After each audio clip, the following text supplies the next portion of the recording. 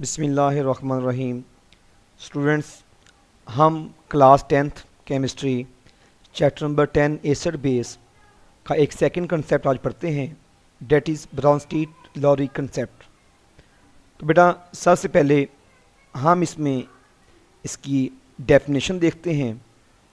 तो डिफ़ाइन में उसने मेंशन किया हुआ है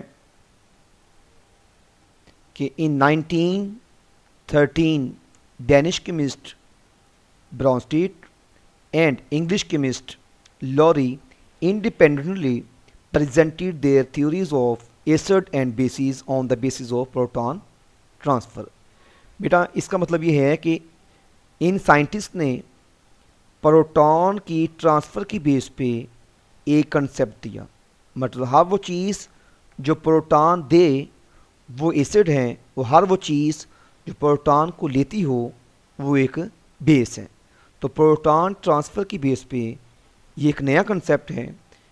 तो इसमें according to Bronsted Lowry concept acid is a substance, ये वो शय है that can donate a proton, जो एक प्रोटॉन को डोनेट करता हो, मतलब प्रोटॉन को देता हो to another substance that is called acid. जबकि base is the substance that can accept, जो ले सकता हो a proton from another substance. ठीक है, तो इन वाली डेफिनेशन को हम लोग आप एक एग्जांपल से पढ़ते हैं। कहता है भी example, for example hydrochloric acid HCl act as a acid and NH3 act as a base. तो ये एग्जांपल देखिएगा, ये नीचे मैंने एक क्वेश्चन मेंशन की हुई इसकी। इस वाले रिएक्शन में जब HCl और NH3 आपस में कंबाइन होते हैं तो HCl एक प्रोटॉन को डोनेट करता है। वो प्रोटॉन देता है, किसको देता है? अमोनिया को।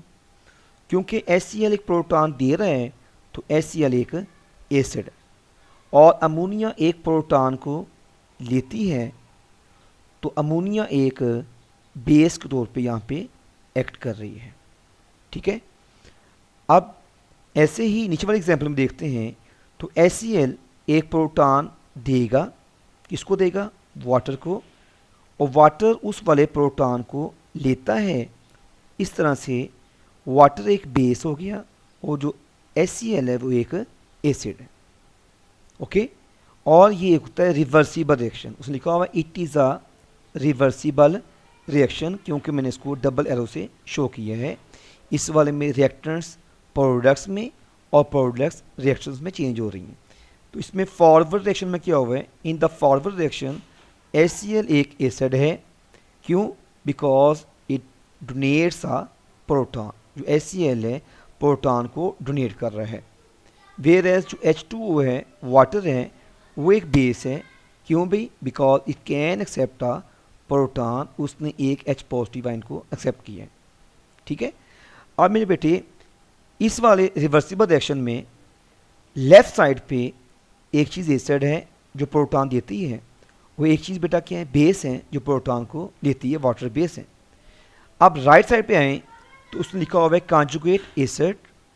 अब कॉन्जुगेट एसिड क्या होता है? जब भी कोई भी बेस एक प्रोटॉन को एक्सेप्ट कर ले, मतलब इस वाले रिएक्शन में जो वाटर है, वाटर एक बेस है क्योंकि ये एक प्रोटॉन को एक्सेप्ट करता है। अब कोई भी बेस जब एक प्रोटॉन को एक्सेप्ट करती है तो उनके मिलने से, बेस के एक प्रोटॉन को एक्सेप्ट करने के बाद जो नई चीज़ बनती है उसको हम नाम देते हैं कॉन्जुगेट एसिड। मतलब इस वाले रिएक्शन में क्या हुआ है कि H2O ने एक प्रोटॉन को लिया है, एक्सेप्ट किया है, और इनके मिलने से क्या बन गया है? H3O पॉजिटिव, जिसको मैं नाम दे रहा हूँ कॉन्जुगेट बेस का नाम मैंने दिया। ठीक है, तो उसकी डिफाइन है a conjugate base, sorry a conjugate acid का नाम दिया। A conjugate acid is a species which is form by accepting, लेने से, क्या लेने से? A proton by a base. याद रखना, जब कभी कोई बेस एक प्रोटॉन को एक्सेप्ट करती है तब क्या बनता है? Conjugate acid.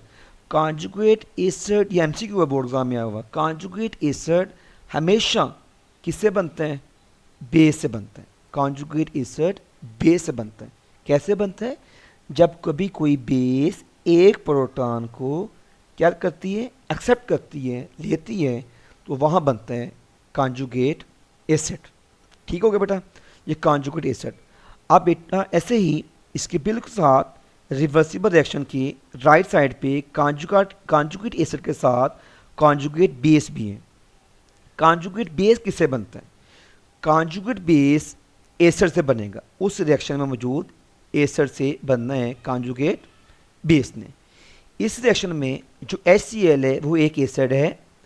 जब एक एसिड एक प्रोटॉन को निकाल देता है, दे देता है, डोनेट कर देता है, उसके बाद जो चीज़ उसके बाद बचती है बकाया, मतलब इसमें Cl बाकी बच जाएगा, उस Cl को हम लोगों ने नाम देना है। क्या नाम देना है? Conjugate base.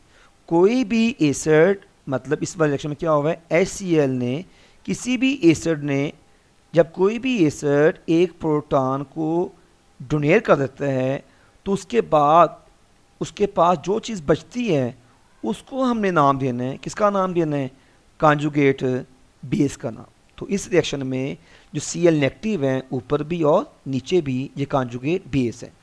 तो याद रखिएगा बेटा, कॉन्जुगेट बेस की डिफाइन भी दी उसने।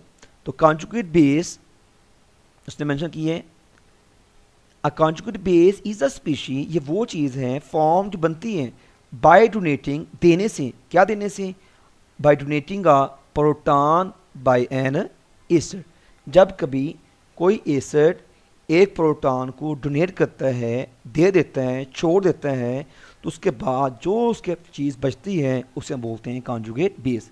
तो बेटा ये बताइएगा, वाटर का कॉन्जुगेट बेस क्या होगा?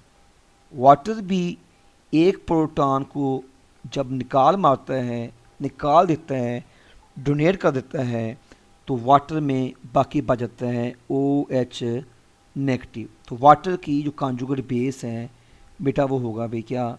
OH negative. ठीक है। अब बोलता भी डिफाइन दोनों कर लिया आप लोगों ने। दस conjugate acid base pair differ from one another only by a single proton. Conjugate acid और कॉन्जुगेट बेस में जस्ट एक प्रोटॉन का डिफरेंस होता है। ठीक है। सिमिलरली एक और एग्जाम्पल आपकी बुक में दी हुई है, एसिटिक एसिड है, किससे मिल रहा है? वाटर से। वहाँ पे फॉरवर्ड रिएक्शन में कॉन्जुगेट बेस भी बनता है और कॉन्जुगेट एसिड बनता है। तो इस वाले की डिटेल बुक में भी लिखी हुई है, यहाँ पे इसमें मेंशन किया हुआ है, a substance can act as acid only when an other substance simultaneously behave as a base. मतलब इस कंसेप्ट के मुताबिक एक चीज़ तब ही एक एसिड के तौर पे काम करती है जब उसके बिल्कुल साथ वाली सब्सटेंस एक बेस के तौर पे काम करेगी। मतलब कोई लेने वाला भी हो। अगर वाटर एक एसिड है तो प्रोटॉन दे रहा है, तो वहाँ पे एक सेकंड चीज़ होनी चाहिए जो प्रोटॉन को ले भी रही हो। मतलब लेने वाला और देने वाला दोनों की मौजूदगी लाजमी है। कहते हैं substance can act as acid as well as base depending upon the nature of other substance. Depend करते हैं कि अगले वाले की नेचर कैसी है। आप देख रहे हैं इस वाले एग्जांपल में, नीचे वाले एग्जांपल में water as a acid work कर रहा है क्योंकि प्रोटॉन दे रहे हैं, जबकि ऊपर वाले एग्जांपल में, इस वाले एग्जांपल में देखिएगा आप लोग कि वाटर एज ए बेस काम कर रहा है। यहाँ पे वाटर प्रोटॉन ले रहा है और यहाँ पे वाटर बेटा क्या कर रहे हैं? प्रोटॉन को दे रहे हैं। तो वाटर कभी एसिड है कभी बेस है, डिपेंड कर रहा है कि वाटर के साथ कौन सी वाली चीज़ रिएक्शन कर रही है बेटा। तो यहाँ पे अब नेक्स्ट ही आपकी बुक में भी लास्ट लाइन में डिफाइन दी हुई है एम्फोटेरिक की, a substance that can act as acid as well as base is known as amphoteric. तो इसकी बेटा एग्जांपल्स H2O एक एम्फोटेरिक सब्सटेंस है क्योंकि प्रोटॉन लेता भी है, प्रोटॉन को डोनेट भी करते हैं, एसिड भी हैं और ये बेस भी हैं अकॉर्डिंग टू ब्रोंस्टी-लोरी कंसेप्ट। ऐसे ही अमोनिया भी एक एसिड भी और बेस भी हैं, as well as HSO4 negative, ये एसिड भी और बेस भी है। तो बेटा आपने इसकी एटलीस्ट 3 एग्जांपल्स करनी है, कॉन्जुगेट एसिड और कॉन्जुगेट बेस के बाद एम्फोटेरिक की। ओके बेटा इस शॉर्ट में आ सकते हैं, justify that water is a amphoteric species. आप इसको जस्टिफाई करना है, तो जस्टिफाई के लिए आपको 2 इक्वेशन लिखना पड़ेगी, जिसमें एक मरतबा वाटर एसिड है और दूसरी मरतबा वाटर की हो जाएगा बेस।